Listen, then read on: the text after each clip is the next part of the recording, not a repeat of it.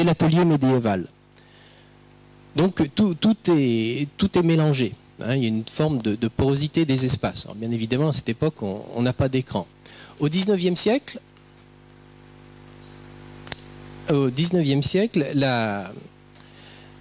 je cite Elisa Revsky qui dit « L'économie capitaliste du XIXe siècle avait besoin d'isoler l'individu de ses attaches familiales, de façon à casser le foyer familial en tant que lieu à la fois de reproduction et de production économique. » Donc au XIXe, on partitionne la vie privée, la vie professionnelle.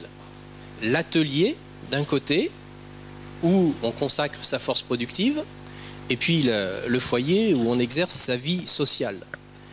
Et à l'aune de l'introduction des écrans, on revient dans des systèmes où l'espace privé, le domicile des enseignants, le domicile des apprenants, va se professionnaliser par intermittence. C'est-à-dire que l'écran va faire en sorte que le domicile est tantôt professionnel, hein, si on est en interaction dans dispositif de e-learning ou en relation avec ses élèves, et puis des moments où c'est la vie privée. Donc des espaces qui deviennent de plus en plus poreux.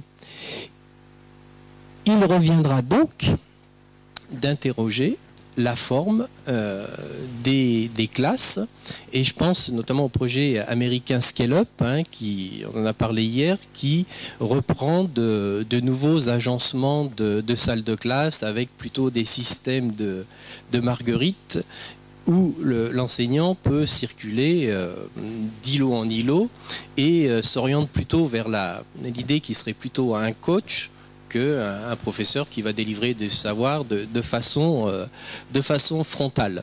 Donc, on voit bien, cet écran va perturber les espaces et interroger les dispositifs de formation. Alors, dans la mesure où les espaces et les temps sont complètement mélangés, se pose la question, est-ce que certaines fois, il ne faut pas se déconnecter? Alors notre ministre, hier, a inauguré l'idée de comment imaginer le mobilier et le design. Et il y a une école en Bretagne qui a instauré un lieu de déconnexion, un lieu où on peut être hors les écrans. Et ce qu'on retrouve aussi au lycée d'Orestat au Danemark. Alors c'est Francis Jory-Guibéry qui se pose la question, est-ce que de temps en temps il ne faut pas être en capacité de se déconnecter, donc des temps avec les écrans, des temps sans les écrans. Ce sont des questions qu'il est bon de se poser. Alors ensuite on a l'écran et la porosité des espaces. Donc ouvrir, fermer, toujours cette question d'accès à l'écran. Alors, de sorte qu'aujourd'hui, on va interagir dans les espaces réels et on va interagir aussi dans les espaces virtuels. Et c'est l'enjeu des écrans, hein, on l'a dit hier, c'est cette classe qui devient de plus en plus grande, de plus en plus difficilement perceptible, hein, une classe qui est à la fois dans le réel et à la fois dans les espaces virtuels.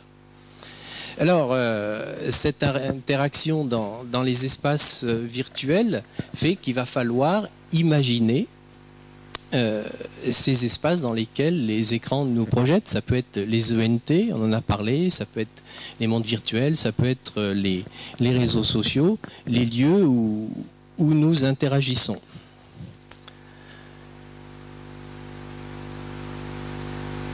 Ensuite, écran public ou écran privé, il y a les écrans de l'institution et puis les écrans personnels.